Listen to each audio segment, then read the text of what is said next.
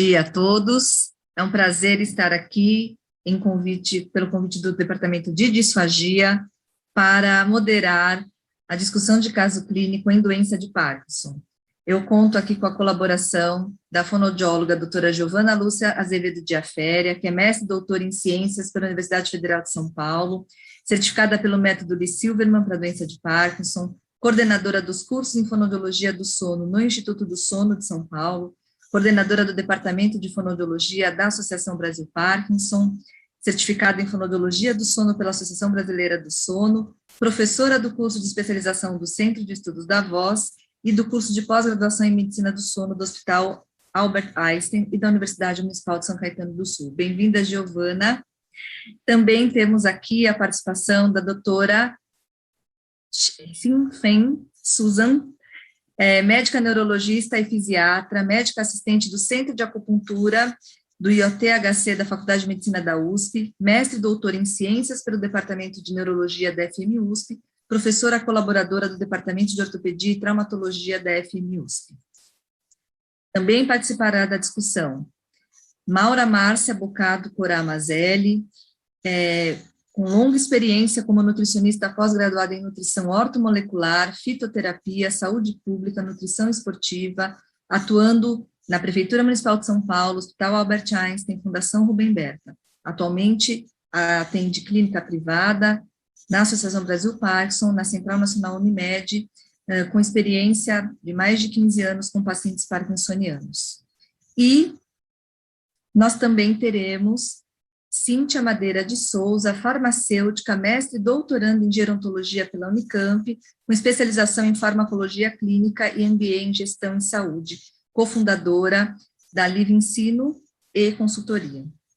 Então, a nossa dinâmica aqui combinada foi que a doutora Giovana de Aféria fará a primeira apresentação com a descrição de 2 casos clínicos que depois serão comentados pelos outros participantes. Nós teremos ainda um tempo para discussões, para atender a demanda do chat, então eu peço que, à medida que estejam assistindo, façam seus comentários, tragam as perguntas, para que a gente possa ter aí uma mesa de muito aprendizado e sairmos todos aqui renovados e com novas propostas para os nossos pacientes. Então, muito obrigada a todas pela presença e colaboração. Giovana, a palavra é sua.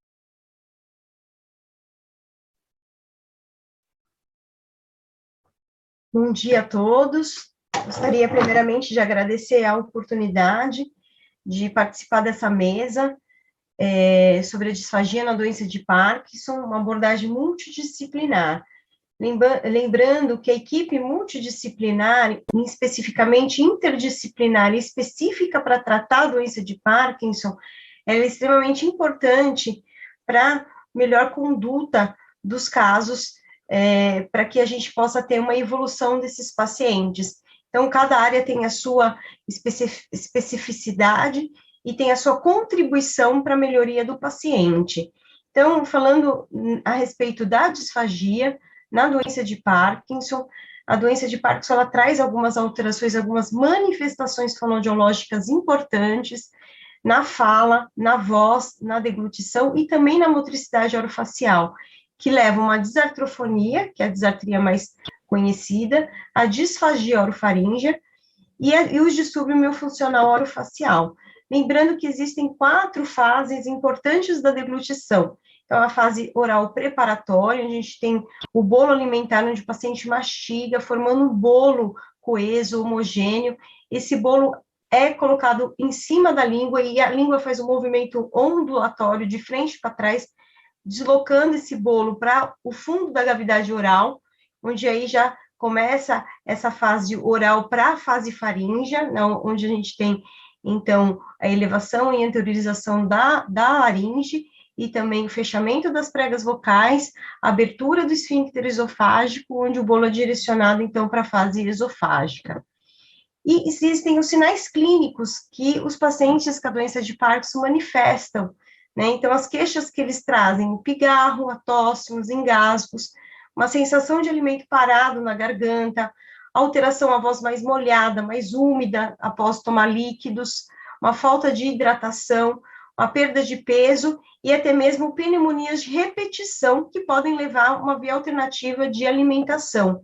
E no exame objetivo, que nós observamos uma alteração no controle motor oral, da cavidade oral, dos músculos, dessa musculatura, o escape precoce do alimento, uma estase em valéculum em seios piriformes, penetração do alimento, uma aspiração silente, um atraso do reflexo da própria deglutição, uma diminuição dos movimentos, reduzidos de pregas vocais também, redução da eficiência glótica, e uma redução na duração do tempo, da duração da deglutição. Então, são características específicas aí da doença de Parkinson, não só a estase, também resíduos, né, após a deglutição, o paciente fica com resíduos de alimento parado ali na região da laringe, que pode levar a uma penetração, até mesmo uma aspiração.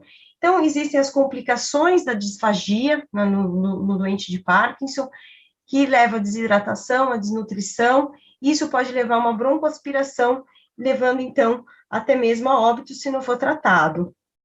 E uma outra queixa dos pacientes, muito frequente, é a celorreia, é a saliva em excesso, que é a diminuição da frequência das deglutições. Então, aumentando aí a salivação e ele tendo menos deglutições, ele faz com que a baba, que escape a saliva na região da comissura dos lábios e até mesmo fique secretivo, porque ele não engole essa saliva. Então, a saliva tem uma função muito importante de lubrificação na cavidade oral, de remineralização dos dentes, neutralização dos ácidos bucais, balanço hídrico sistêmico. Então, a saliva ela é importante para o paciente porque ela tem essas funções dentro da cavidade oral. Tá? Então, entrando, depois de tudo que eu falei para vocês aqui dos sintomas, dos sinais clínicos, das alterações, vou mostrar para vocês 2 casos clínicos e vamos discutir sobre eles.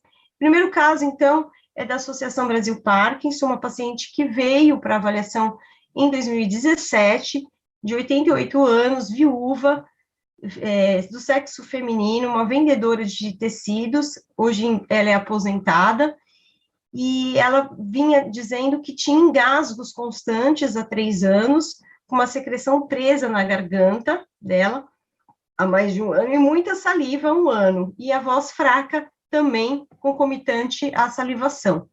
Referia, então, engasgos e dificuldade para engolir os comprimidos, ficando preso na garganta. Referia mastigação ineficiente, porque a prótese dentária dela era antiga, mal adaptada, e demorava para mastigar a comida. E, além disso, essa prótese, ela tinha mais de 10 anos, então era bem antiga e bem inadequada dentro da cavidade oral dela. Ela referia que as pessoas tinham dificuldade de entendê-la, principalmente ao telefone, percebeu que mudou a maneira de se comunicar, e, além disso, ela tinha dificuldade de participar do coral, porque a própria prótese dificultava ela falar, e também a questão da própria voz dela. Então, ela fez um exame de laringe, mostrando que não tinha nenhuma fenda glótica em desenvolvimento, ela fez esse exame em 2015, repetiu em 2017, também não tendo a formação dessa fenda, mas ela tinha tremor das estruturas da laringe, quando em repouso, e uma laringite posterior.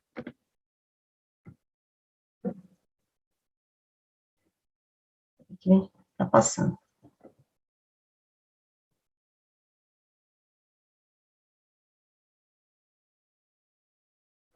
Então, a avaliação vocal dela, quando eu fiz, mostrou realmente as características da doença de Parkinson, né? Então, uma laudes, uma intensidade baixa, um pitch agudizado, uma ressonância mais nasal, uma modulação de voz mais restrita, e tinha uma mobilidade de tônus reduzido, principalmente de língua, com bastante estase de saliva e cavidade oral, e uma redução da elevação da própria da laringe, mas a sensibilidade na cavidade oral ela estava adequado, e também o reflexo de gag e de tosse estavam adequados.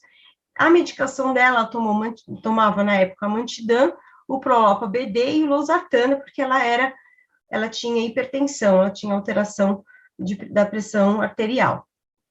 E aí, então, ela fez o tratamento na Associação de Parkinson de 2017, ela fez o acompanhamento, fez o treinamento do Lee Silverman, e fez um treinamento específico para essas queixas da deglutição dela, e quando foi em 2020, ela suspendeu os atendimentos, não participou mais por conta da pandemia, mesmo fazendo online, ela não participou, e quando foi esse ano, início desse ano, ela me procurou na associação, referindo que os engasgos voltaram, principalmente com os líquidos e com a própria saliva, e que havia acontecendo todos os dias, mas raramente acontecia com os comprimidos. E ela referia muita secreção na laringe, e com muita frequência essa secreção acontecia, dormindo, incomodava bastante, e o volume da voz abaixou e a voz ficou mais rouca, né? Então, o período da pandemia ela não fez, ela trouxe um laudo, né, da ressonância magnética do crânio, quando ela voltou em maio comigo, ela trouxe esse laudo que foi feito em fevereiro, e depois ela me passou a nova medicação dela, que praticamente não mudou, de 2017 para 2021, tomando mantidão, Prolopa BD e losartana. E... Peraí que... Continuar ali, deu uma travada.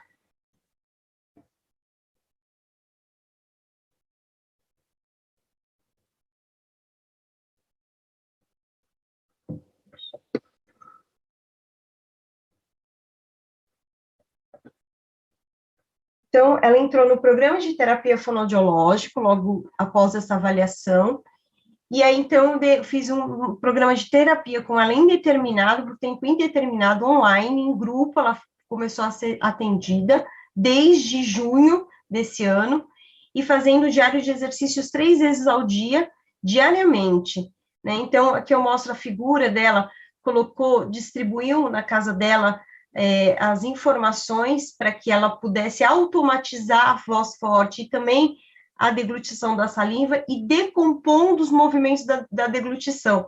Então, eu pedia para ela fechar bem os lábios, trancar a respiração, engolir forte, olhando para baixo. Isso fazia com que essa secreção, o pigarro, esse incômodo da saliva ajudasse muito ela decompondo os movimentos da própria deglutição. E aqui foi o diário de exercício que eu apliquei com ela, né, que ela tinha que me trazer, como foi as sessões online, e ainda continuam sendo, eu tive que montar estratégias diferenciais para que ela pudesse ser melhor assistida em grupo com os outros doentes, né? Então, foi trabalhado toda essa musculatura da cavidade oral, da musculatura da motricidade orofacial, a tensão dos músculos, a mobilidade, e no final do tratamento, que foi agora em outubro, início de outubro, depois de 4 meses, ela referiu melhora na intensidade da voz, maior inteligibilidade da fala, sem queixas de engasgos antes de engolir os líquidos, que ela referia que quando engolir, antes de engolir já tinha um engasgo, então ela tinha um escape precoce desse líquido. Redução dos engasgos com a saliva, porém, quando está distraída na televisão assistindo, ela tem a tendência de manter os lábios abertos e escapar a saliva, e isso acontece todos os dias.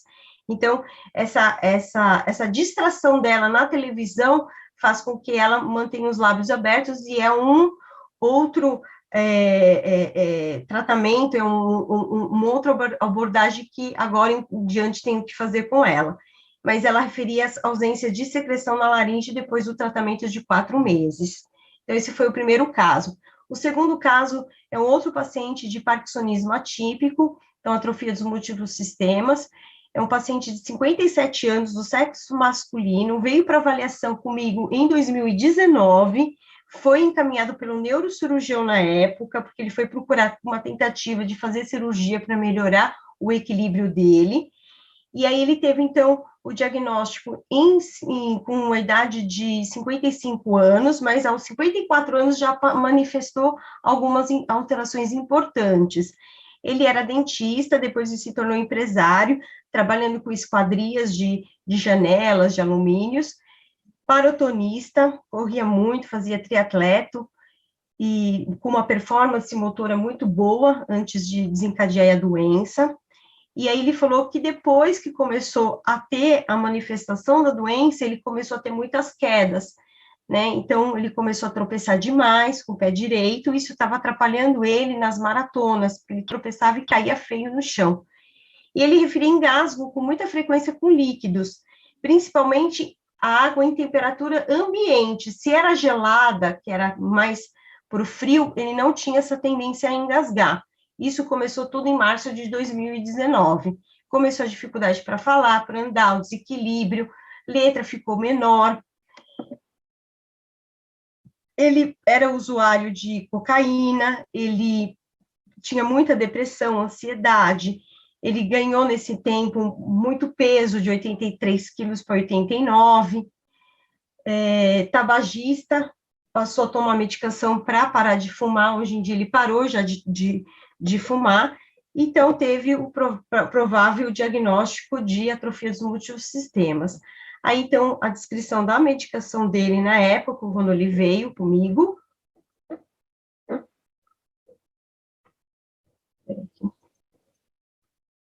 Só um minutinho que agora me parou. Então, ele fez o tratamento fonoaudiológico, melhorou muito a fala dele e a deglutição que ele referia, esses engasgos, ele melhorou com a fono, e depois, a descrição, né, o tratamento dele, para vocês ouvirem, uma voz sofrosa, rouca, repitante. 1, 2, 3, 4, 5, 6, 7, 8, 9 e 10. Ele foi melhorando, e aí, em outubro de 2020, ele começou uma queixa, principalmente da própria esposa, dormindo, com o barulho de um estridor laríngeo, com o barulho de um ruído, de um fechamento na glote. E aí a esposa mandou vários áudios para mim, porque ela não conseguia dormir e ficava preocupada dele entrar numa apneia e ter uma queda de saturação. E aí, então, em abril de 2021, o próprio paciente, ele solicita uma outra opinião médica, porque ele queria ver um clínico, não mais um neurocirurgião acompanhando ele. Então, aí foi solicitado um exame de polissonografia para ver como estava o estado do sono dele, o exame de nasofibrolaringoscopia, uma audiometria e uma tomografia tanto de tórax como de pescoço. Na polissonografia dele já mostrou as alterações importantes do sono, né? Então ele não faz nenhum sono REM, não tem nenhum estágio de sono mais profundo, a eficiência baixíssima do sono dele, de 19%, muitos despertares, muitos movimentos de pernas, e o índice de apneia dele não estava tão elevado, ele tinha um índice de apneia leve, de 13, né, mas a saturação dele já começou a baixar para 84, a mínima. E aí, então, a audiometria do paciente, mostrando que ele tinha uma perda auditiva neurosensorial moderada em ambas as orelhas, e na tomografia, tanto de tórax como de pescoço, havia ausência de linfonodos. Tá? Então, aí o exame da laringe dele, mostrando que havia uma parezinha do som no lado esquerdo, né, e uma penetração significativa de saliva e secreção na laringe dele, mas a sensibilidade dele preservada, sem fenda, sem alterações aí importantes. Ele fez conduta médica com ajuste da medicação, foi indicado pela própria médica o uso do CPAP, e ele hoje em dia está bem adaptado, abolindo as apneias, melhorando os despertares, adequando melhor esses estágios do sono e aumentando a saturação mínima da saturação de oximoglobina, melhora do quadro clínico da sonolência diurna, porque ele tinha muita sonolência, até inclusive ele acabou tendo um acidente na estrada indo para Santos por conta disso. Faz uma reabilitação motora com físio especialista na área, e a reabilitação fonoaudiológica, que era de 3 vezes por semana, ele passou agora a fazer diariamente o treino, melhorando até essa questão desse estridor. Tá? Então, ele referiu essa melhora, que o paciente cedeu as imagens dele, que ele é atleta, hoje em dia ele se adaptou aí fazendo tênis, fazendo ciclismo, né, usando cadeiras aí ajustáveis para ele. Tá bom? Então, é isso que eu tinha para apresentar os dois casos, né, agora eu passo a fala para as minhas colegas. Obrigada. Obrigada, Giovana. A gente dá sequência agora com a doutora Shen Xin-Feng para falar dos aspectos médicos.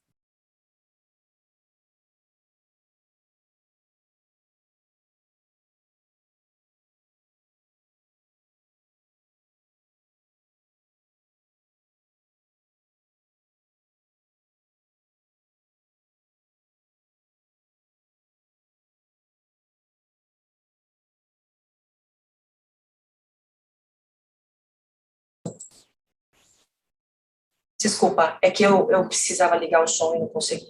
Vou tentar de novo, tá?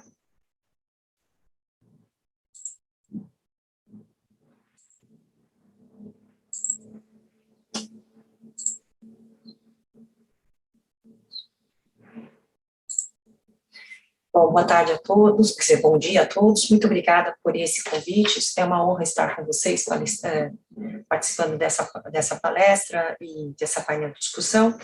Vou falar então sobre o que é a doença de Parkinson, e nesse pouco tempo de 15 minutos, vou ser muito breve, depois podemos talvez abrir mais questões para as perguntas, mas eu vou falar primeiro o que é Parkinson e o que não é Parkinson. Então, nós sabemos desde a descrição de James Parkinson, em 1817, de que a doença de Parkinson, ela tem uma participação da substância negra, onde nós temos uma degeneração desta região, e que nós temos a presença do marcador neuropatológico mais importante, que é chamado de corpúsculo de Levy. E graças a pesquisas, nos anos 60, foi então introduzido a levodopa, que é a droga mais importante que nós temos, que muda totalmente a qualidade de vida e o curso da doença do paciente, que apesar de ser degenerativa, ser uma doença progressiva, a levodopa trouxe uma nova luz para a vida dos pacientes com doença de Parkinson. E graças a também avanços de pesquisas, em 1996, mais ou menos, 97, nós descobrimos, então, que o corpúsculo de Levy é preenchido principalmente pela alfa-sinucleína. A alfa-sinucleína, hoje, vai ser o nosso marcador da doença, e vamos explicar um pouco do que essa proteína tem de importância. E, depois de algum tempo, nós tivemos, então, a evolução, muitas pesquisas no campo genética, e graças ao campo da genética, nós conseguimos entender alguns mecanismos da doença que hoje nos elucida sobre diferentes mecanismos que causam a doença de Parkinson. Então, o que é a doença de Parkinson? Graças, então, ao estudo da genética, nós sabemos que há participação de várias vias levando ao cúmulo da alfa-sinucleína. Temos até hoje uma nova teoria de que começa no intestino a doença. Nós temos também que há uma participação muito importante de estresse oxidativo, que tem a participação da mitocôndria e etc. Mas nós também sabemos que fatores externos, e principalmente mecanismos de trauma, por exemplo, casos dos boxeadores, ou de uso de algumas substâncias, por exemplo, o MPTP, podem causar sintomas parkinsonianos. Então, o que é a doença de Parkinson?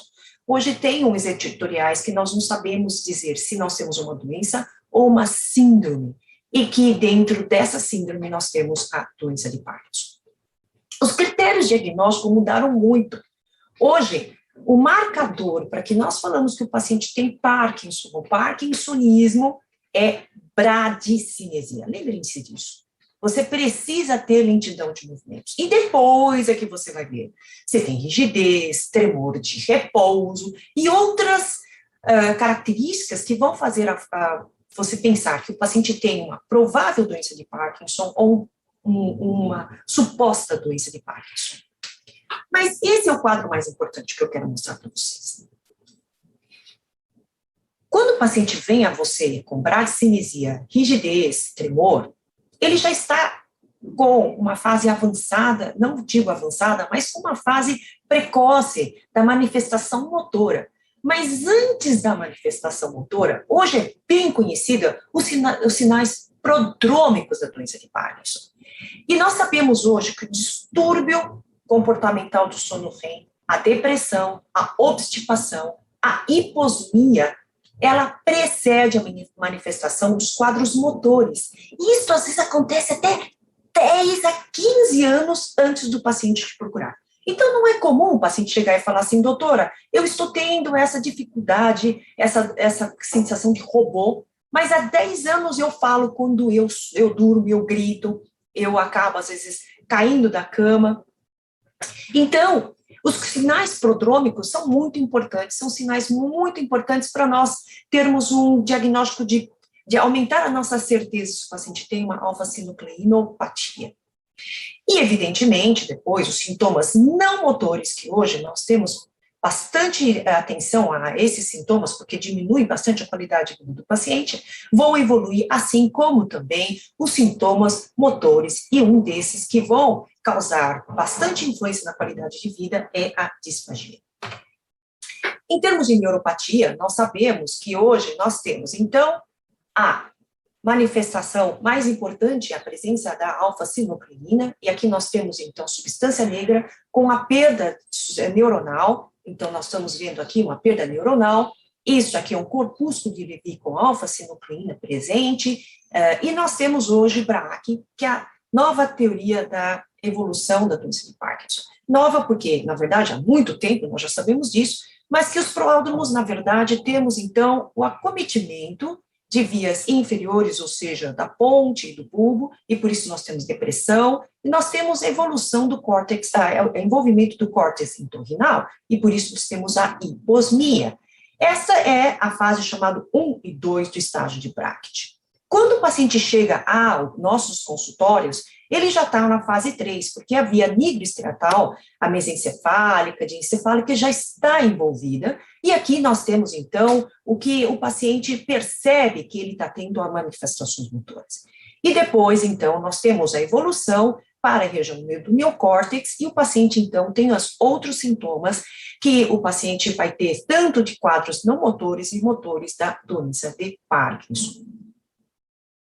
Então, uma vez que nós sabemos que Parkinson é bradicinesia, nós temos a presença da alfa-sinucleína, evidentemente isso é um diagnóstico pós-mortem, mas nós temos que esse é o sinal mais importante para nós afirmarmos que o paciente tem a doença de Parkinson, mas os sintomas clínicos nos apontam para o Parkinson porque ele tem o sintoma motor e não motor, a evolução é lenta e assimétrica. Então, o que é o parkinsonismo atípico? É tudo que não é Parkinson. Então, aqui nós temos o quadro de uma síndrome parkinsoniana, em que isso daqui é a doença de Parkinson. Nós temos a bradicinesia, a presença de tremor não é necessária, porque muitas vezes o paciente só vai ter tremor daqui a 5 anos da sua evolução. Então, aqui é o parkinsonismo secundário. Secundário a droga, metabolismo, toxinas, etc, etc, etc. E nós temos o Parkinson atípico, ou seja, parece, mas não é. Então, como eu disse para vocês, o que marca para a gente a doença de Parkinson é a presença de alfa-sinucleína. E é por isso, hoje, ela é chamada de uma alfa-sinucleinopatia. E nós sabemos que das doenças que causam alfa-sinucleinopatia e que tem uma manifestação motora mais importante são a doença de Parkinson e a atrofia de múltiplo sistema.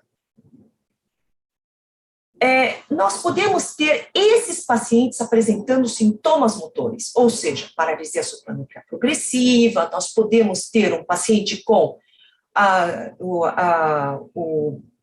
degeneração córtico-basal no início do seu quadro, mas elas não são alfa-sinucleinopatias, elas são taupatias. Enquanto que, numa interface entre a amiloidopatia e a alfa-sinucleinopatia, nós temos a demência com a presença de corpúsculo de Levy.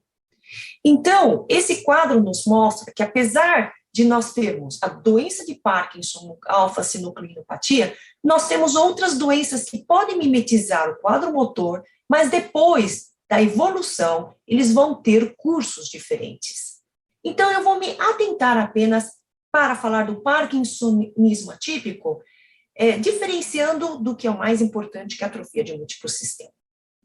A atrofia de múltiplo sistema foi chamado antigamente como uma degeneração de Dejerine-Thomas, porque, na verdade, ela tem 3 interfaces. Ela tem a interface muito mais ortostática, ou seja, de desautonomia.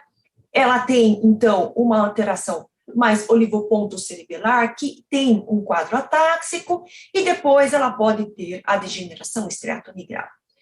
Foi depois, apenas de muito tempo, em 1969, que Graham e Oppenheimer viram que, na verdade, essas 3 doenças faziam parte de uma mesma doença. Então, na verdade, não são 3 doenças, é uma única doença com 3 manifestações diferentes.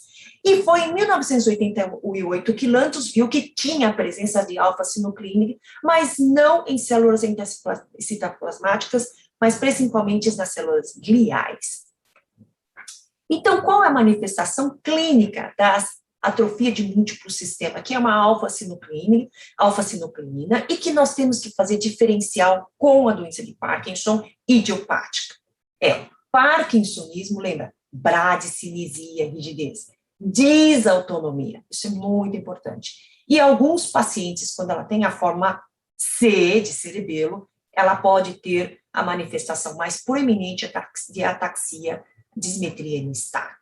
Mas não importa qual dessas 3 manifestações o paciente vai ter mais prevalente, porque vai depender onde ele é primariamente afetado, nós temos a distonia axial, uma flacidez da musculatura laríngea, por isso é que nós temos estridor laríngeo, e os 3 pacientes vão ter disfagia muito evidente, não importando qual das 3 manifestações eles vão ter como característica de abertura da sua doença. Não esquecer que, por ser uma alfa-sinucleinopatia, eles têm distúrbio comportamental do sono REM, e eles podem ter, sim, uma característica de demencial, por ser uma doença de característica mais difusa de acometimento. E eles têm um curso muito rápido, geralmente eles não têm uma assimetria motora. Para as fonoaudiólogas, é importante atentar, apesar de ser uma doença sistêmica, da alterações da disartria, disfonia, e por conta da disfagia, uma pneumonia por aspiração. Aqui são os critérios diagnósticos, os novos critérios diagnósticos, não vou perder tempo falando sobre isso, mas só para vocês saberem, então, que dependendo de onde você tem a alfa-sinucleína nas células gliais, você tem a forma mais parkinsoniana, a forma mais cerebelar, atáxica, e a forma mais desautonômica. E essa é a evolução da doença. Nós temos, então, sintomas, assim como a doença de Parkinson, os sintomas não motores precedem a doença. Então, aqui nós temos o quadro pré-motor, ou seja, prodrômica, quando ele nos chega ao consultório já com os quadros motores, junto com os quadros não motores, e aqui nós já temos a certeza, praticamente, que o paciente está tendo uma atrofia de múltiplo sistema, porque a evolução é muito rápida, o paciente já vai muito a andador e cadeira de rodas, e rapidamente ele evolui para uma dependência e cuidados terciários. O tratamento. Bem, por que falar de tratamento se nós sabemos que o Prolopa é o nosso carro-chefe, e hoje em dia ainda tem muitas pessoas que acreditam que Prolopa é uma droga tóxica. Não. É a nossa primeira droga de escolha. Evidentemente, dependendo da idade, do contexto do paciente, nós podemos usar outras drogas, porém, ainda é o carro-chefe. E hoje nós sabemos que a discinesia é dependente do tempo da doença e não da quantidade do Prolopa. Então, hoje, muito se sabe sobre a terapia, não é o nosso escopo hoje, não vou perder tempo com isso também, mas de dizer por que vamos reabilitar se nós temos uma droga tão maravilhosa como o Prolopa e o DBS, que é a estimulação cerebral profunda para os pacientes mais avançados. É porque desde 2008, antes de 2000, já nos primórdios dos anos 2000, nós sabemos que apesar do Prolopa, usando o nome comercial, levodopa, ser a droga maravilhosa para nós, porque repõe a falha das células produtoras de dopamina, nós sabemos que os quadros não motores e alguns quadros, como instabilidade postural em marcha, não respondem adequadamente ao levodopa. E é por isso, aqui para vocês, é a disfagia, que é o nosso enfoque hoje. Portanto, como devemos tratar o paciente com doença de Parkinson? Eu acho que é isso aqui, é multiprofissional. Todas são importantes, todas fazem parte. E, para a disfagia, nós sabemos que o levodopa ou as drogas agonistas dopaminérgicas não vão melhorar o paciente. Então, eu acho que agradeço o grupo Remove, né, da qual eu faço parte e que fizemos muitos trabalhos juntos em doença de Parkinson. Muito obrigada, então, pela atenção e eu passo a palavra de novo para a Marina. Obrigada, doutora Shen, muito esclarecedor e atualizado em relação aos diagnósticos. Agora eu convido a doutora Maura Mazelli para abordar os aspectos nutricionais.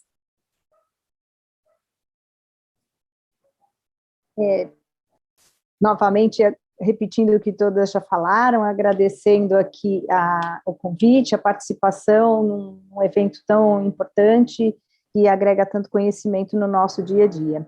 Então, vou falar um pouco da disfagia, né, na doença de Parkinson, na visão do nutricionista. Vou focar no paciente brevemente, que a Giovana citou. Então, o paciente com 57 anos, o caso já foi colocado pela Giovana, e quando eu cheguei para a anamnese, ele relatou atividade física regular, mas ele ficava pensando no aspecto nutricional, até 10 dias sem evacuar, que era uma grande queixa dele. Por conta disso, também uma baixa ingestão de água e fibras, que pode agravar esse problema da evacuação, e refeições fora de casa na maioria dos dias da semana. Quando eu fiz a consulta, ele pesava 97 quilos, durante o tratamento ele teve uma redução de 10%, que foi significativa porque foi um período de acompanhamento muito curto, o paciente desistiu em poucos meses. Então, o medicamento em uso já foi citado pela Giovana. As principais queixas comigo na consulta de nutrição eram a glicemia alterada, a dislipidemia mista, na época a glicada dele era 6,3, uma dificuldade na fala muito significativa, eu também tinha um pouco de dificuldade em entendê-lo em alguns momentos, e a principal queixa dele era a constipação intestinal, além do peso aumentado, e o quadro de depressão. Se nós pensarmos...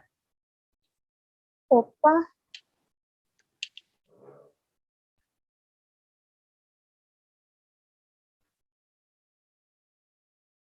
Desculpa, gente. Então, vamos lá. Então, os dados do paciente que eu já falei, né? A questão, deixa eu só minimizar aqui.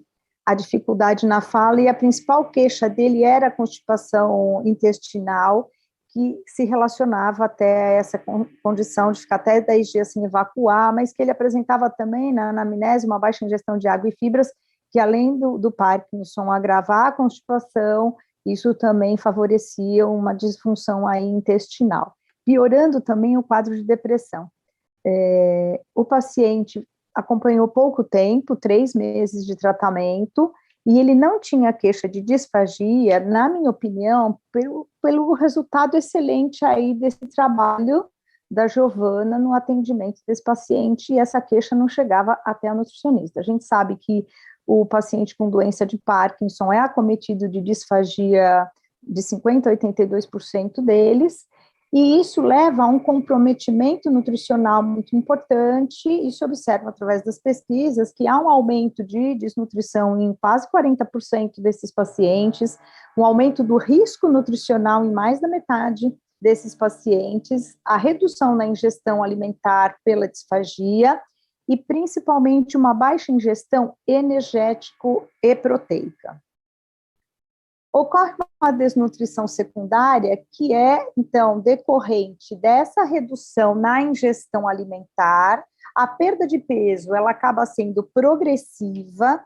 Essa perda de peso progressiva, nós perdemos todos os compartimentos, não é só gordura, há uma perda de massa muscular, Se houve perda de massa muscular, com o tempo, a depressão pode chegar a afetar a questão da força muscular, e quando nós tivermos a perda da massa muscular associado, e através de exames isso é identificado, a perda da força muscular, podendo levar ao quadro de sarcopenia e agravando todos os sintomas citados pela doutora. A redução da massa muscular, ela é no corpo inteiro. Então, nós não podemos esquecer que reduz a funcionalidade também da musculatura da deglutição, agravando ainda mais o grau de disfagia do paciente. Quando nós pensamos na adequação nutricional, temos que pensar no paciente como um todo, logicamente.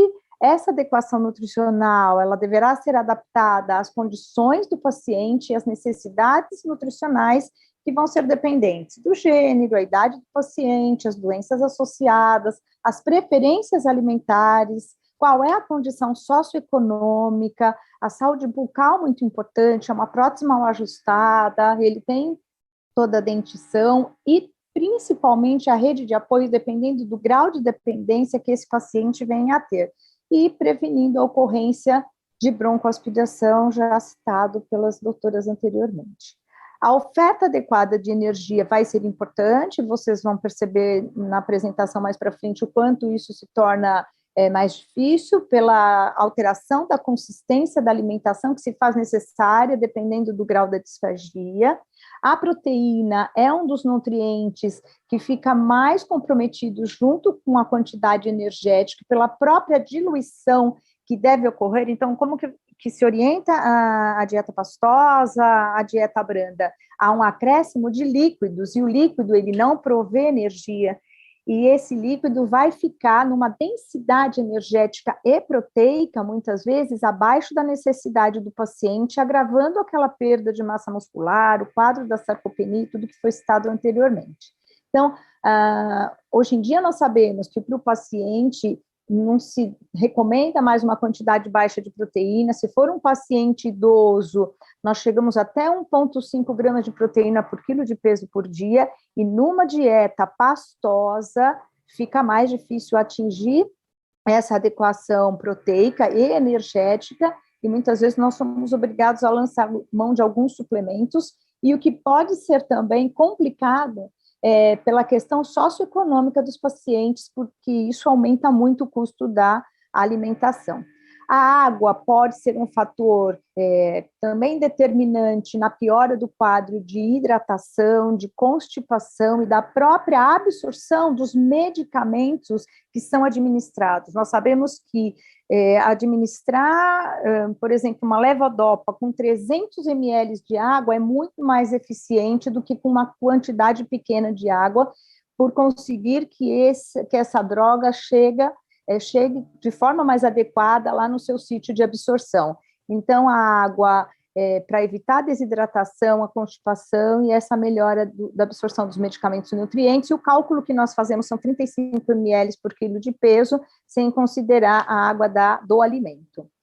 Vitaminas e minerais, então, também extremamente importantes, porque são os fatores antioxidantes, né? Lembrando que é uma doença degenerativa e que a alimentação precisa de ter fatores antioxidantes para combater o estresse oxidativo, e a importância, muitas vezes, de se suplementar a fibra alimentar, principalmente na forma de goma-cássia e psyllium, que não são formadores de gases. Então, você pega um paciente que já tem um quadro de constipação intestinal, ele tem uma flatulência aumentada por essa obstipação, e a fibra fica mais deficitária também nesse contexto de uma alimentação pastosa, que é o caso de muitos momentos ali do paciente disfágico, e acrescentar a fibra suplementar além da alimentação vai ser importante, e recuperar ou manter o estado nutricional que aquele paciente se encontra no momento da anamnese. A modificação dietética na disfagia, que é muito bem realizada pelas fonos, né? A fono que vai determinar essa consistência, o nutricionista vai só fazer o ajuste nutricional, em relação à textura desses alimentos sólidos ou líquidos, e restringir os alimentos que favoreçam o risco da broncoaspiração, que seria principalmente cereais, sementes, os alimentos fibrosos, as espinhas. Abrandar a consistência da dieta leva àquela dificuldade em adequar nutricionalmente aquela alimentação, e aqui vão algumas ideias, algumas sugestões. Então, além de misturar ou bater o alimento, acrescentar gorduras que sejam gorduras anti-inflamatórias nessa alimentação, como abacate, o açaí, o azeite de oliva, as castanhas trituradas na forma de farofa, para não ocorrer a questão dos engasgos. O alimento, pouca quantidade por vez, facilita essa movimentação da deglutição e a mastigação, além de melhorar a absorção nutricional também. A preservação dos nutrientes, quando nós pensamos em legumes, e se ele for cozido a vapor, a preservação é maior. Utilizar a água do legume quando for um cozimento na água.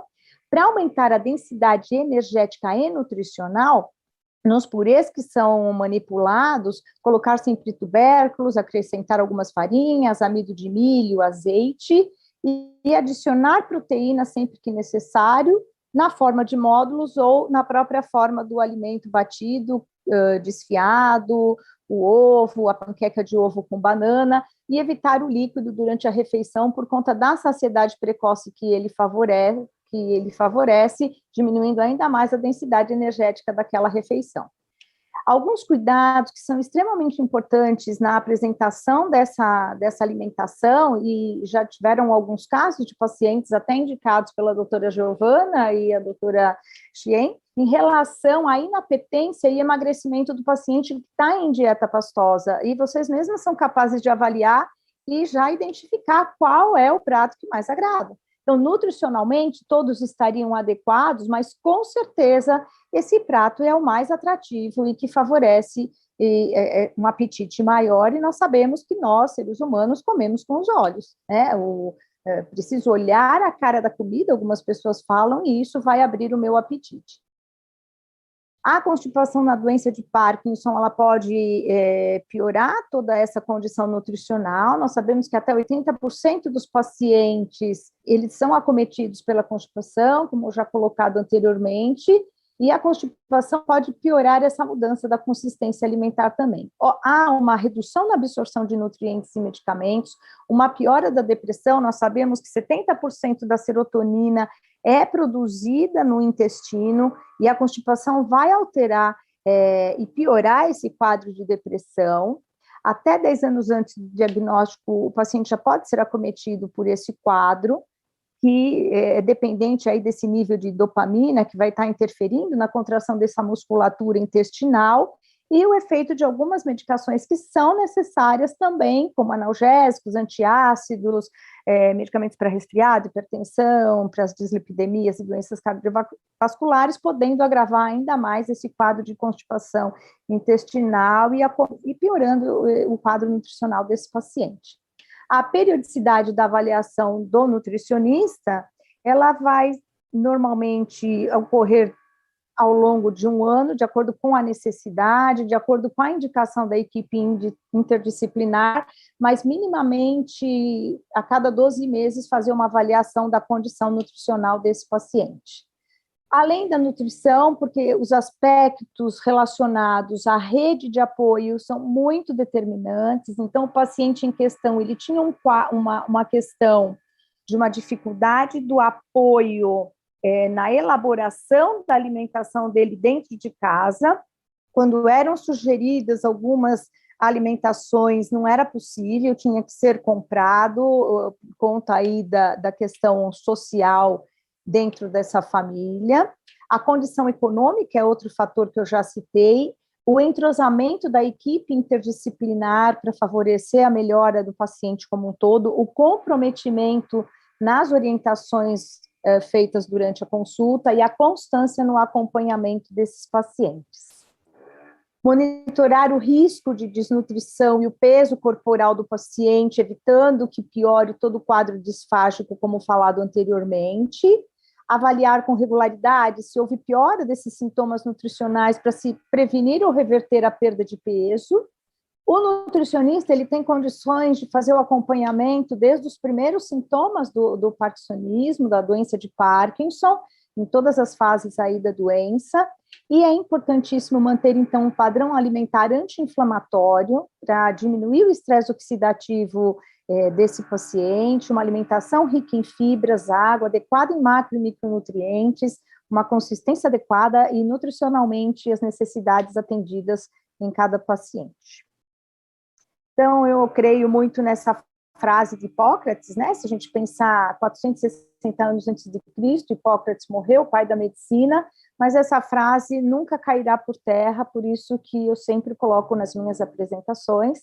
Agradeço aqui a oportunidade e no final da apresentação estaremos aí aberta às perguntas. Obrigada, doutora Maura. Agora eu chamo Cíntia, doutora Cíntia, que abordará os aspectos farmacológicos, perdão.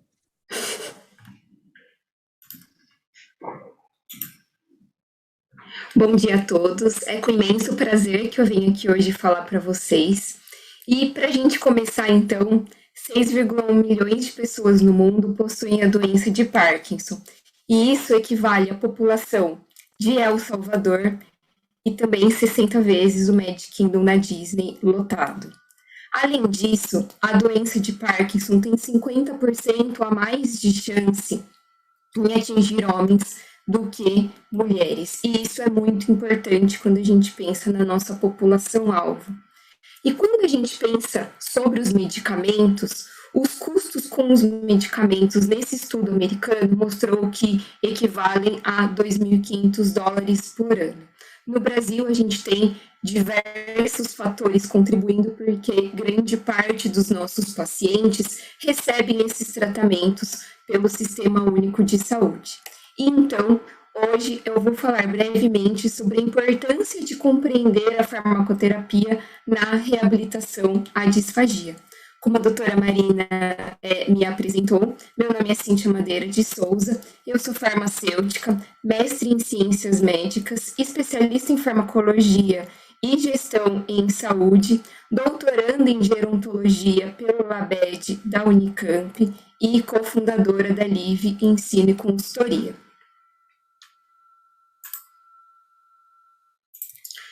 A disfagia,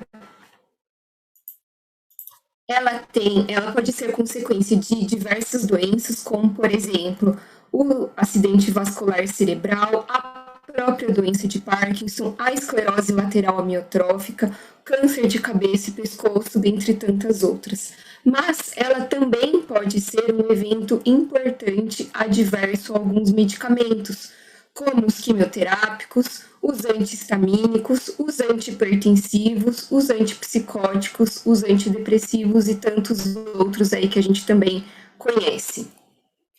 O tratamento inicial dos sintomas motores da doença de Parkinson se baseia, então, no uso dos agonistas dopaminérgicos, como muito bem explicado pela doutora Susan, e também pelos inibidores da monoaminoxidase, e que tem evidências recentes que favorecem aí o uso da levodopa para a grande maioria dos pacientes. Em pacientes jovens com uma cognição intacta, os anticolinérgicos eles podem ser utilizados para tratar o tremor essencial, mas ele possui eventos adversos bastante importantes, como, por exemplo, a confusão mental, a xerostomia, que podem interferir na reabilitação da disfagia.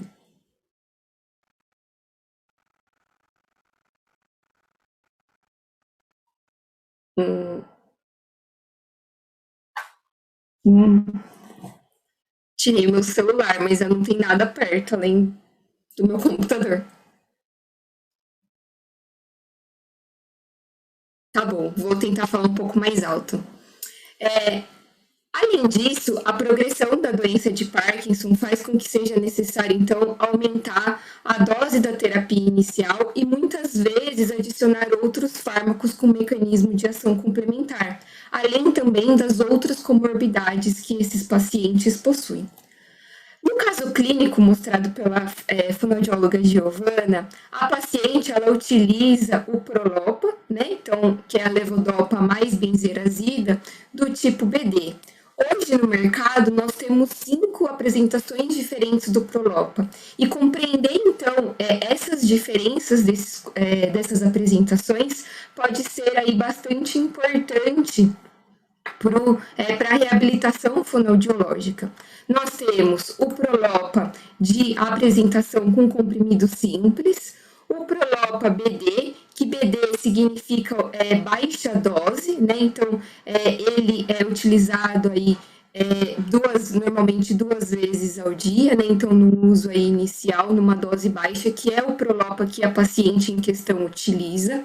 A gente tem o Prolopa chamado de DR, que é um comprimido de liberação modificada, ou seja, o DR significa dual release, que é uma formulação que vai liberar o medicamento imediatamente e prolongadamente. E é muito importante que a gente conheça essa formulação, que ela é bastante utilizada também, mas esses comprimidos aí não devem aí ser partidos, né, por ser aí ter uma liberação aí modificada.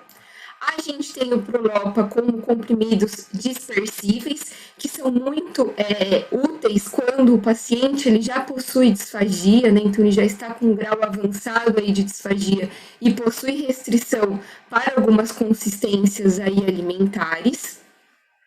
E o Prolopa chamado de HBS, que também é um Prolopa aí que vai ter uma liberação aí prolongada. Então, no caso da nossa paciente em questão, ela utiliza aí o Prolopa BD. Mas o que é o Prolopa, né? Então, o Prolopa, ela é a levodopa mais carbidopa ou então mais benzerazida, dependendo aí da apresentação. Ela pode ser utilizada em todas as doenças e é muito eficiente, então, para controlar os sintomas de rigidez e de lentidão aí dos medicamentos. A dosagem e a combinação dessa substância com outros medicamentos normalmente são utilizados para otimizar o seu efeito e deve ser sempre discutido com o médico neurologista, nunca por automedicação. Na doença de Parkinson também, o tratamento ele é feito normalmente sob medida, dependendo aí da resposta aí para os pacientes. E por que a gente não utiliza a levodopa sozinha, né? Então, a gente sempre vai utilizar com uma dessas duas substâncias, porque elas vão inibir a dopa descarboxilase periférica, que vão inibir essa enzima perifericamente, diminuindo aí os eventos adversos que são muito importantes para esses pacientes.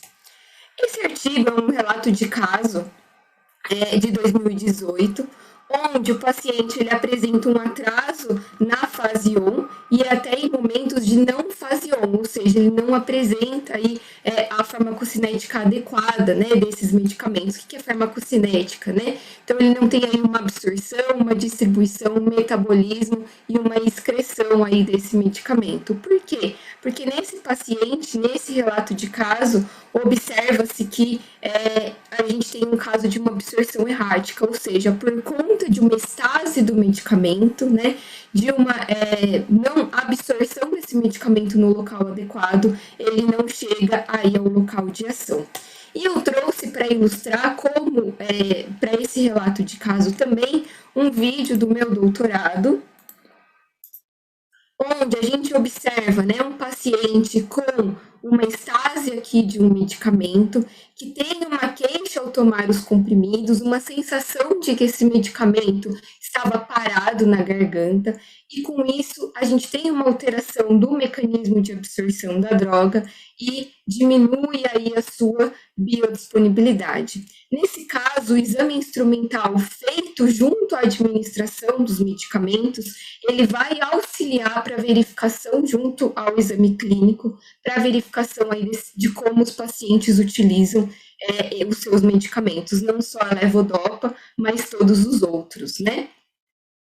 Então, aqui o videozinho do exame, né? Então, a gente observa uma estase importante aqui do medicamento em valécula. Além disso, quando a gente fala, né, de outro aspecto muito relevante no uso da levodopa, é o horário das refeições aí junto a esses medicamentos. A levodopa, ela é um profármaco que vai ser convertido em dopamina através da reação com a dopa descarboxilase, e quando utilizada junto a uma refeição rica em proteínas, que é essencial para o aspecto nutricional do paciente com doença de Parkinson e também para a sua reabilitação, a proteína ela tem uma competição enzimática, ou seja, ela diminui a ação dessa enzima e, consequentemente, diminui a ação do medicamento. Então, no caso em que nós vimos, primeiramente, essa paciente utilizava o medicamento às 7 horas da manhã e às 17 horas, e depois às 8 e às 21 horas, mas não tinha uma evidência ali sobre o horário das refeições, que nós poderíamos orientar como equipe multiprofissional para essa paciente. Utilizar o medicamento 30 minutos antes das refeições, após as refeições, pelo menos 2 horas ali de intervalo para utilizar uma nova dose do medicamento. E existem algumas exceções. Então, pacientes que sentem náusea ao utilizar levodopa, administração com um pequeno lanche com baixo teor de proteínas. Discinesia, pós-administração de levodopa, consumir com um pequeno lanche com uma pequena quantidade de proteínas para que a gente tenha uma competição proposital com essa levodopa. Só com as proteínas que a levodopa ela pode ter uma interação medicamentosa relevante? Não.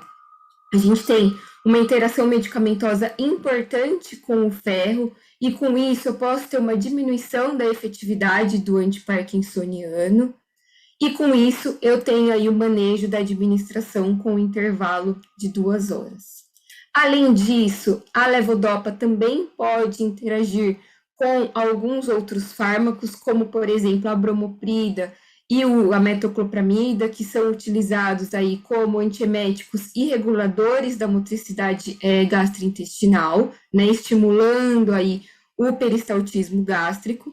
Com a bromoprida, a gente pode ter aí reações extrapiramidais importantes com esses pacientes, e com a metoclopramida, uma diminuição aí dos efeitos desses fármacos. Além disso, com os antipsicóticos, eu posso, como o haloperidol, a clorpromazina e a olanzapina, eu posso ter aí uma perda de efetividade do antiparkinsoniano. Quando a gente fala da utilização com alguns fitoterápicos, como, por exemplo, a cava-cava, que tem aí propriedades ansiolíticas e antidepressivas, eu também posso ter aí uma diminuição da efetividade do antiparkinsoniano. Então, aqui um ponto importante é que nem tudo que é natural não vai fazer mal, né? Então, temos aí sempre que avaliar o risco-benefício da utilização aí desses fitoterápicos. Quando a gente fala, né, do tratamento farmacológico da doença de Parkinson, além dos agonistas dopaminérgicos, a gente tem aí outros fármacos, como, por exemplo, no caso clínico discutido nessa mesa, que é a amantadina, né, que é um fármaco aí da classe dos antiglutamatérgicos. A amantadina, ela também, né, interage aí com alguns outros medicamentos, como, por exemplo, a quetiapina, a amitriptilina, a própria atropina, que a gente vai utilizar como tratamento adjuvante aí para cialorreia, biperideno, ciclobenzaprina, dimenidrato, hidroxizina, que vai trazer para a gente efeitos adversos anticolinérgicos, como, por exemplo, a diminuição da motilidade do trato gastrointestinal, diminuição da salivação, taquicardia importante, hipotensão e diminuição dos reflexos. E todos esses efeitos anticolinérgicos interferem diretamente na reabilitação fonoaudiológica, então isso é bastante importante. Além disso, a amantadina, ela também pode interagir com o cloreto de potássio, resultando numa lesão gástrica, com a bupropiona, aumentando uma toxicidade do sistema nervoso central, trazendo efeitos como agitação, tremor, ataxia, dificuldade de marcha, vertigem e tontura. E também com a donepezila, diminuindo aí o limiar de convulsão. Além disso, como a gente viu, né, então, durante todas as apresentações, a doença de Parkinson ela é uma doença progressiva. Então, muitas vezes, os pacientes com doença de Parkinson acabam por vir a utilizar vias alternativas de alimentação, que também vão ser utilizadas para administração de medicamentos. E nós temos que nos atentar porque nem todos os medicamentos, eles podem aí passar pelas vias alternativas, né, pelas sondas diversas aí, posicionadas em diversas partes, principalmente os comprimidos revestidos. Vou precisar avaliar qual é o sentido desse revestimento farmacotecnicamente. Se for um comprimido revestido como uma drágia para mascarar ali o sabor, tudo bem, a gente só vai ter um sabor aí desagradável. Mas se for um comprimido revestido, que precisa ser absorvido em outro local, ou que tem uma liberação lenta, a gente não pode aí fazer a maceração desta forma farmacêutica. E, além das vias alternativas de alimentação, muitos pacientes nos procuram, né, para os tratamentos mais modernos e mais alternativos. Então, muito tem se pesquisado atualmente sobre o canabidiol e a doença de Parkinson. Então, quando a gente procura no PubMed, a gente vê uma crescente busca da ciência sobre o efeito do canabidiol na doença de Parkinson, e eu trouxe aqui alguns exemplos, né, então, para vocês. A gente tem os receptores canabinoides distribuídos ao longo aí do nosso corpo, e este artigo de 2019 nos mostra que os receptores canabinoides demonstram um efeito antiparkinsonianos em diversos modelos, além do seu potencial neuroprotetivo. Significa que hoje a gente já consegue utilizar os canabinoides, né, o canabidiol aí para a doença de Parkinson. A gente precisa aí de mais estudos, né? E a gente tem aqui um estudo de 2020 mostrando a segurança e a tolerabilidade em doses crescentes de canabidiol, além de uma avaliação toxicológica e dos seus efeitos aí parkinsonianos. A gente tem visto efeitos positivos do uso do canabidiol para esse grupo de pacientes, mas ainda precisa primeiramente de aprovação e primeiramente de mais estudos para uma posterior aí aprovação pelos órgãos reguladores. E como mensagem final, né, então, para que a gente continue trabalhando multiprofissionalmente, então nunca interromper o tratamento proposto, sempre orientar os pacientes que relatem as reações adversas ou novos sintomas, porque a gente pode ter alguma interação medicamentosa importante com esses pacientes, sempre compreender qual é a farmacoterapia desse paciente, não simplesmente anotar por anotar. Se possível, não macerar e nem cortar os comprimidos que esses pacientes utilizam, e a preferência pela utilização com água, né, desde que a gente tenha aí segurança, além do que nós estamos fazendo e propondo aqui, que é o acompanhamento multiprofissional do paciente com Parkinson. E, para encerrar, deixo uma frase, né, então se quer ir rápido, vá sozinho, e se quiser ir longe, vá em grupo. Meu contato também está aqui, muito obrigada pela oportunidade. Muito obrigada, doutora Cíntia, obrigada a todas. Nós temos algumas questões e eu gostaria de pedir para que a plateia que nos assiste que encaminhe, porque acho que a gente tem muitas possibilidades aqui de aprender conjuntamente.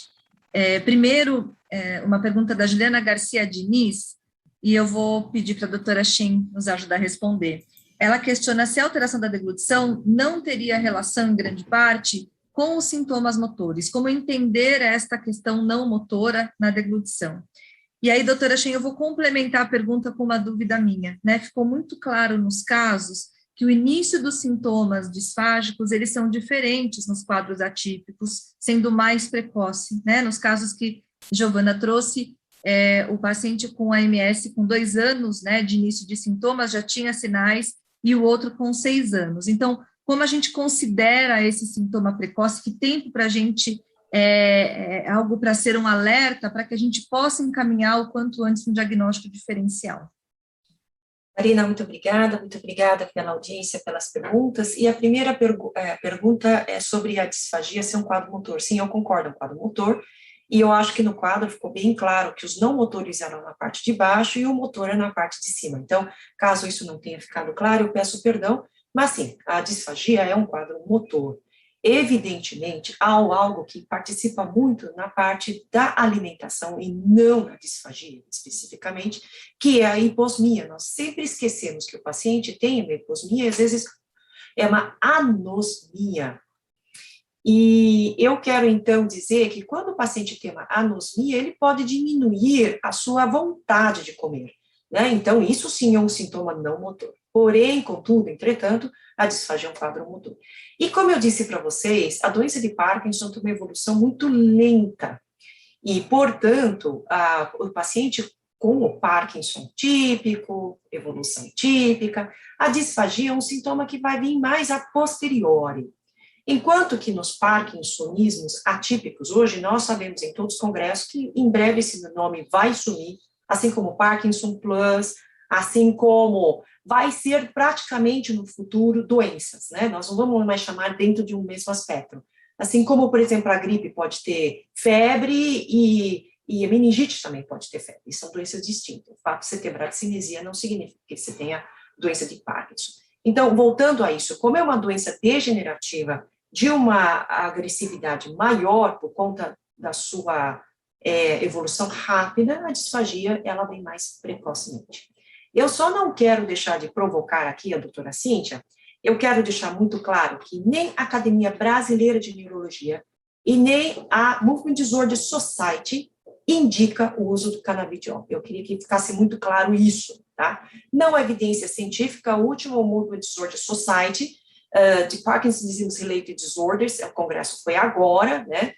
E há uma tarja preta, né, ou vermelha, azul, cintilante, vocês queiram dizer, há uma contraindicação de prescrição de canabidiol, porque nós não temos comprovação científica sobre o uso dessa droga, tanto na Parkinson's como das doenças outras, e principalmente em doença de Parkinson.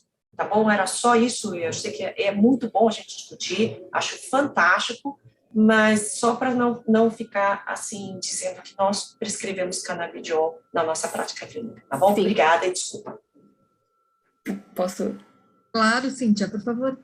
Eu trouxe justamente essa discussão para que muitos pacientes, né, nos procuram aqui procurando canabidiol, porque acabam lendo um único artigo, uma única evidência científica, e por isso que eu deixei bem claro que preciso de mais estudos e de mais evidências científicas, ainda não é comprovado. Essa era uma questão que eu tinha até anotado para perguntar, mas a Cíntia trouxe, porque nós temos recebido os pacientes em uso, né, com algumas indicações, então isso é algo que é importante que a gente esclareça e que transmita a atualização da informação da doutora Shen. Obrigada, acho que é importante trazer, porque eles têm levado para os consultórios. E tem levado muito no uso irregular, né? Exato. Então, aí eu vejo muitos pacientes no uso irregular, sem uma dosagem, sem uma titulação específica. Então, é sempre por isso que eu trago essa discussão, que eu acho que é importante para a nossa sociedade.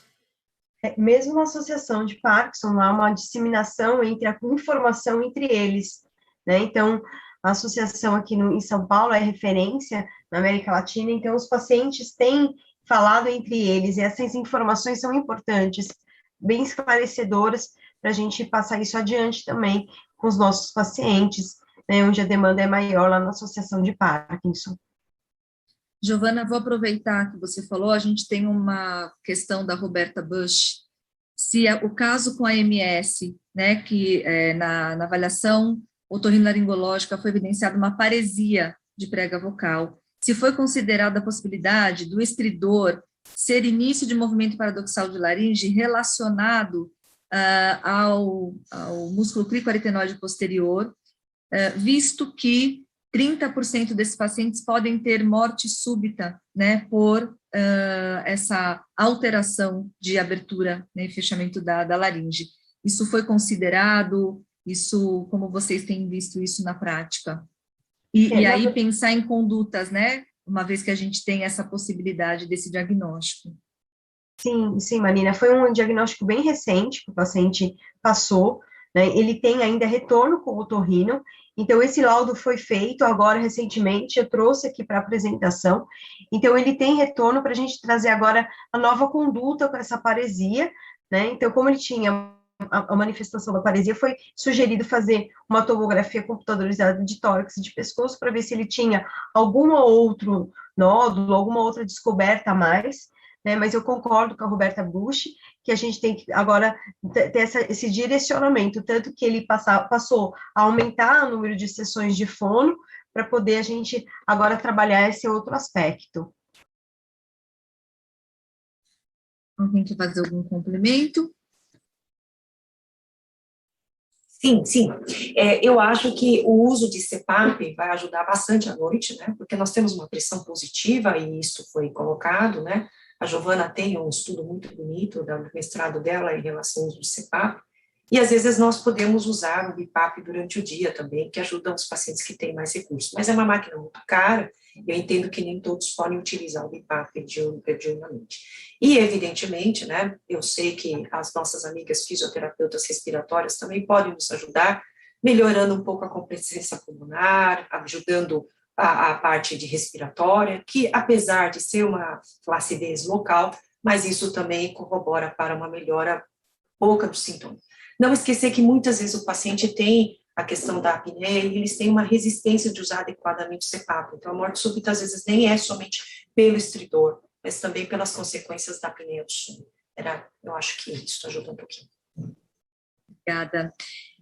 Agora, Ana Maria Hernandes, doutora Ana Maria, pergunta, doutora Maura e doutora Cíntia, fiquem à vontade para responder. Se há contraindicação no uso de administração das medicações com água espessada ou com líquido espessado? Quando o paciente é disfágico, não tem como ele ingerir essa medicação sem o espessante, não tem como, porque ele está no risco aí de broncoaspirar. O espessante, ele é feito à base de amido. O amido não tem interferência na levodopa, e ele vai ter pouca interferência nas outras medicações, né? Tirando um Synthroid, um Puran, né, um medicamento, se o paciente fizer tratamento aí para tireoide e precisar fazer uso aí do hormônio aí. Mas não sei, Cíntia. E até porque o volume vai interferir na melhor absorção do medicamento. Pouca água altera, porque, como a Cíntia colocou, o comprimido não desce, ele já tem alteração em onda de deglutição, em onda intestinal, a absorção fica toda comprometida, né? Se ele não fizer o uso da água espessada, não vejo como. As gomas são bastante relevantes, né, quando a gente fala do uso de medicamentos, não só pensando na Prolopa, mas pensando na gama aí, porque a gente pode formar um complexo com algumas drogas, né, então isso é bastante importante. Por isso que, para a utilização de medicamentos, prefere-se a utilização de espessantes à base de amido e não das gomas, então vai ser o melhor aí que a gente tem para o risco-benefício desses pacientes, e sempre com um volume maior. Perfeito, Cíntia. A Fernanda Segala tinha feito essa consideração, se tinha uma diferença entre os espessantes. Eu tenho duas questões aqui para deixar, né, para que vocês possam me ajudar a responder. A primeira questão é, na vigência do DBS, como vocês têm observado as manifestações da disfagia, porque a literatura ainda é controversa, né? Nós temos relatos de melhora, mas também temos relatos de piora, assim como nas condições de fonoarticulação. Como vocês têm visto isso? E, Cíntia e Maura, se a possibilidade do DBS, na revisão medicamentosa, se algum ajuste é feito também, né, com o auxílio de vocês. Eu deixo à vontade aí na ordem quem quiser responder. O que a gente, assim, na parte da nutrição, a relação mais com aumento de peso, às vezes, que se observa aí no paciente quando ele coloca o DBS, mas o aspecto nutricional mesmo, né? De ajuste aí, de alimentação dentro de todo o quadro dele, né?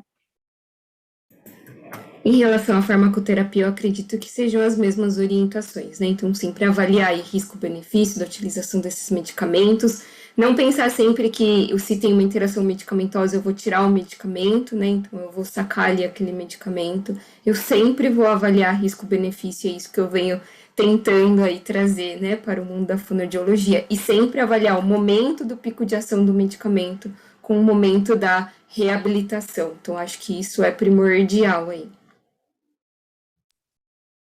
Acho que... Desculpa. Na parte da fono, o que eu observo é que os neurocirurgiões, eles encaminham o paciente antes da própria cirurgia para reabilitar a deglutição. Então, na minha prática clínica, o contato que eu tenho com os neurocirurgiões aqui em São Paulo tem sido muito legal, porque eles têm encaminhado antes, né? Então, eles vão para a cirurgia já com uma melhora dessa disfagia, e aí, dependendo do tipo de aparelho do DBS, ele traz bons resultados para a deglutição.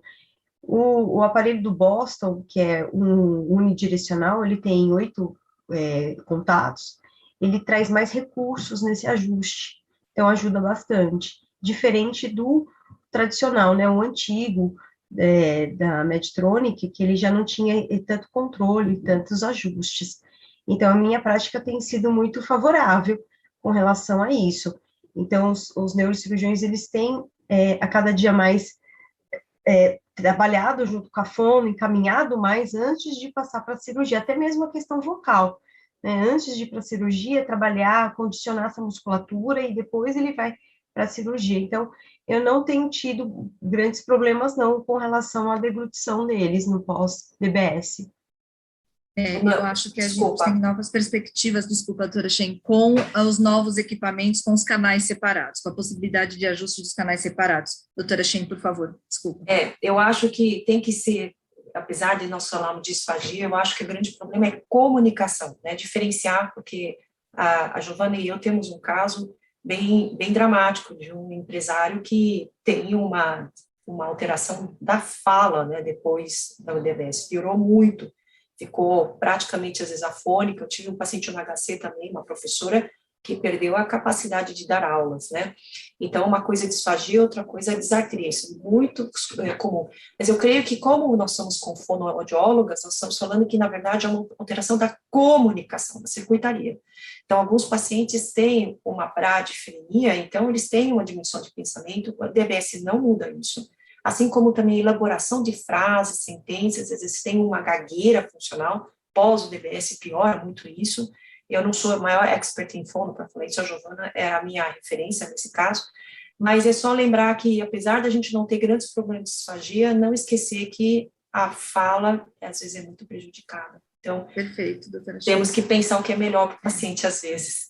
E manifestações não típicas, às vezes mais hipercinéticas, né? Eu cheguei a acompanhar, de extrema tensão articulatória e vocal, que não é exatamente o padrão típico que a gente vê da doença, mas é perfeita a colocação. E uma outra questão é que as questões relacionadas à cognição, não só a questão da própria bradifrenia, elas são apontadas também, não são só como critérios de indicação, mas a nossa avaliação anterior à cirurgia deve incluir aspectos cognitivos, fonoarticulatórios e de deglutição. Isso é uma coisa que a gente já tem condicionado para ter uma melhor expectativa dos resultados e colaboração pós. Eu queria fazer um comentário sobre a colocação da doutora Cíntia, sobre o pico de efeito da medicação, né? Apesar da gente não ter, para algumas condições, uma melhora relacionada direta, como a gente sabe, para as questões vocais, muitos trabalhos que trazem isso, a própria deglutição, a doutora Shen colocou, o estado geral melhor colabora para um aproveitamento melhor do procedimento, né, do nosso processo terapêutico. Então, também poder estar nesses melhores momentos da condição do paciente responder melhor, mas é importante que a gente dê para ele recursos para responder quando ele está em off, quando ele está em final de dose, né, porque a gente sabe que ele vai ter um desempenho geral pior e ele precisa ter recursos para aquilo. E eu queria fazer uma última questão, que eu acho que é a grande aflição dos nossos espectadores.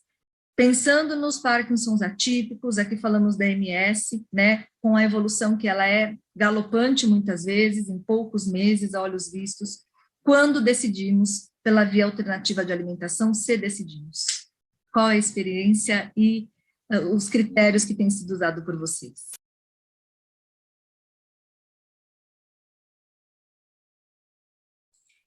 Eu vou começar, então, porque eu queria só emendar uma coisinha para você. Eu quero dar mais uma dica para vocês. Principalmente em pacientes em Parkinson, quando vocês já estão pegando disfagia, infelizmente as pessoas não, eu falo a minha classe médica, não referencia os pacientes para vocês em fase precoce. Isso acho um crime, mas tudo bem. Mas quando chega para vocês, já estão numa fase muito avançada. Então, tomar cuidado, que a cognição também é dependente da desautonomia. Portanto, truque para vocês, né? Não é só Prolopa, não é só Amantadina, a droga que vocês forem dar para esse paciente, mas ver a pressão arterial. Muitos pacientes têm hipotensão, então evitar fazer a fono, muitas vezes em exposições, quando o paciente está com fase pós-prandial, que ele está mais hipotenso, etc. Essas coisas também auxiliam vocês, né? Então, desculpa, só para complementar, é um trabalho que mostra que pacientes, quando eles estão em pé e com desautonomia, eles caem mais porque eles diminuem a pressão, então eles conseguem pensar, eles pensam menos, tá certo? Bem, aí eu esqueci a sua pergunta mesmo, qual que era, só porque eu queria complementar. Quando indicar a via alternativa de alimentação nos Ok. pacientes com o parkinsonismo atípico? Ok. Normalmente, o meu paciente só aceita a via alternativa quando ele teve a primeira pneumonia gritante, horrorosa, quase que vai a UTI por 2 meses, né? Nós tentamos ver isso junto com a fono, porque eu acho muito importante a nossa parceira. Então, do ponto de vista médico, eu vou falar do ponto de vista médico.